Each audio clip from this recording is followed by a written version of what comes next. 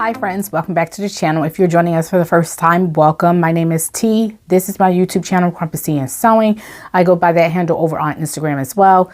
Make sure you check the description box below and you can find all the links to my social media accounts. Please give me a follow on all those different various social medias.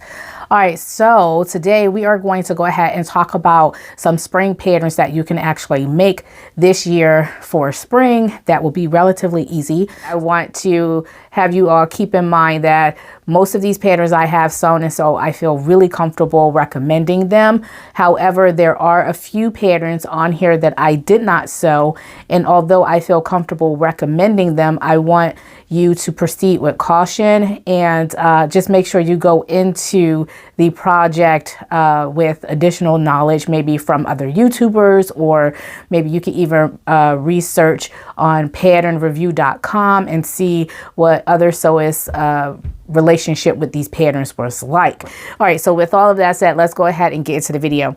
All right, so I want to go ahead and talk about McCall's spring collection as well. So I'll be talking about that here in the beginning of this video. Firstly, I want to say I am deeply unimpressed with this collection. You all know I really don't like focusing on the negative on this channel. I usually don't even do bad pattern reviews because I don't like focusing on the negative. However, I just want to go ahead and say I was not pleased with this collection. There is one pattern on the spring collection that I would consider making, and that is the new McCall's M8255 top. This is the pattern that has a gathered sleeve head. It has a really cute asymmetrical option for an asymmetrical hem, which is I found was really cute. It's like a curved hem. Very cute. And you also have other hem variations as well. It has princess seams on this top, so it's really fun for that. I feel like you'll get a better fit with the princess seams. I don't know if it has cup sizes or not. I didn't look real closely at the pattern, but that is a pattern that is on my list that I would like to get.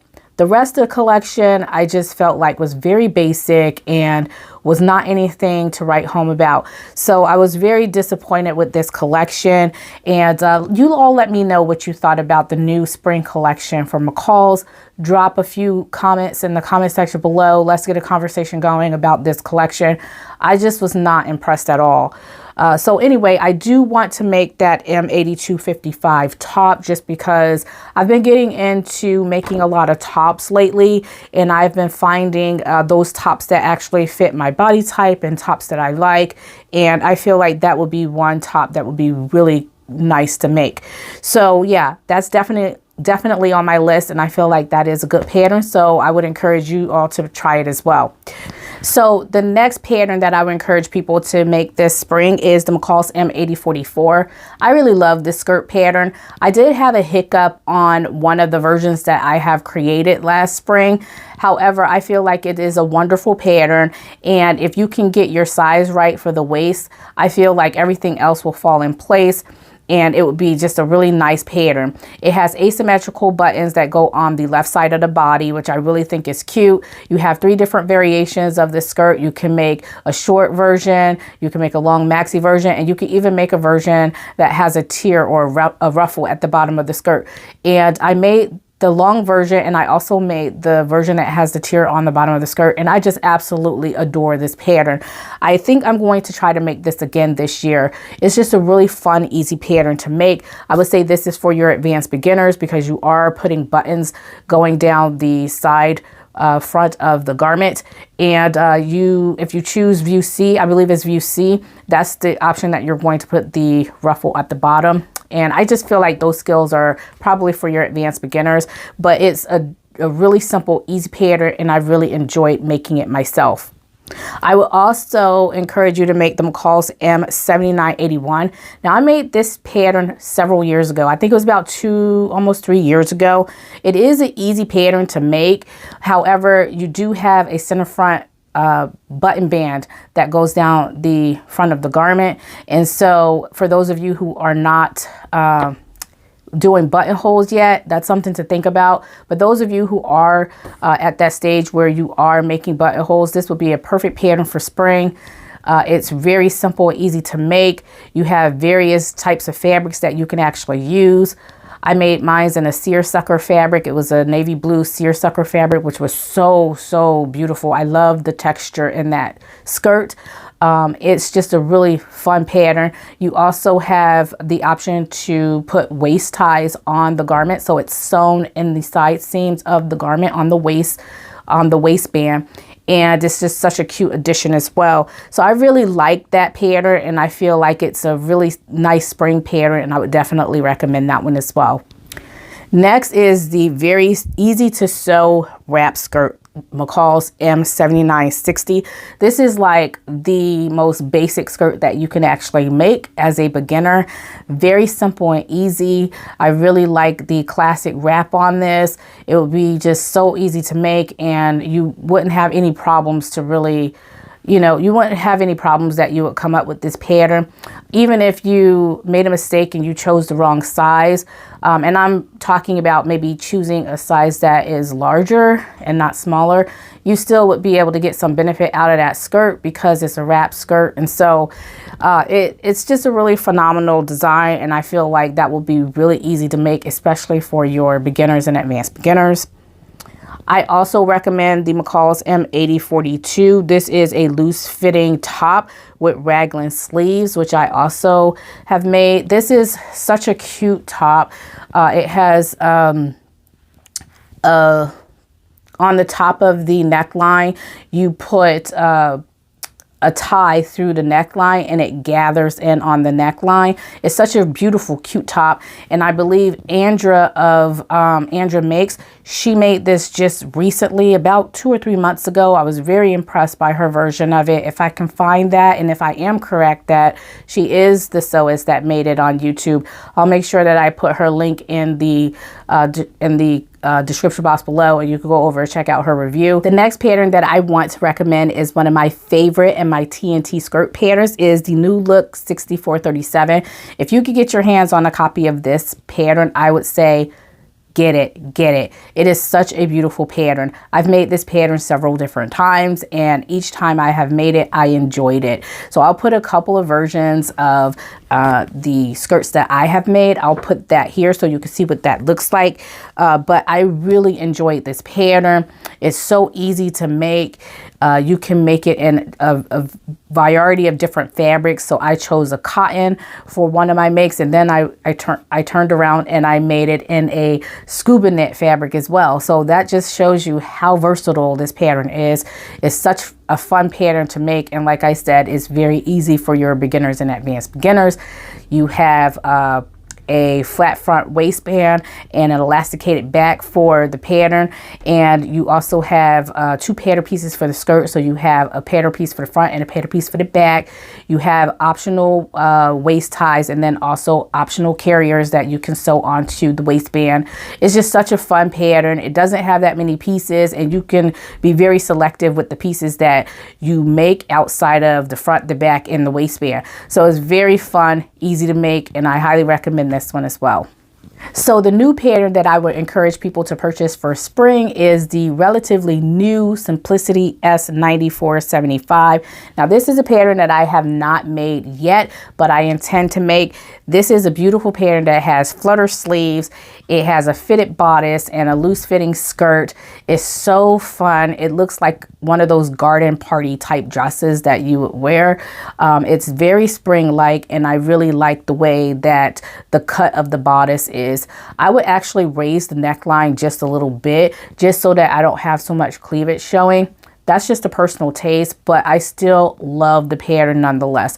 It's a really cute pattern, and I think that I would actually enjoy making something with this pattern.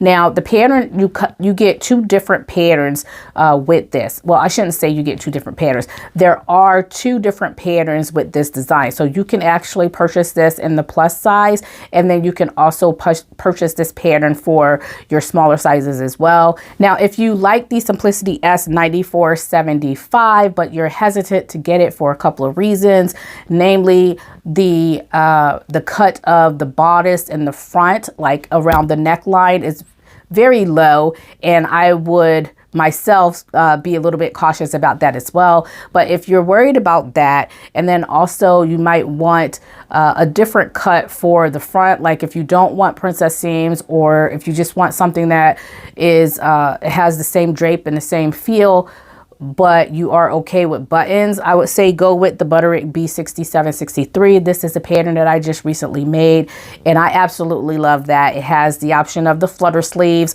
and like I said, it has buttons going down the center front of the dress. You have pockets that come with the dress as well. So that's also another dress that I would actually recommend for spring. It's just so fun and flirty. I absolutely love that pattern. It's one of my favorite patterns.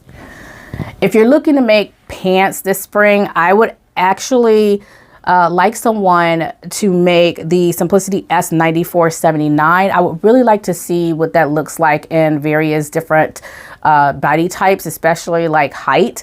I'm really short, so I would definitely like to see this on women that are taller than me, so that I can actually get an idea of what the pattern is supposed to look like, just because I'm so short.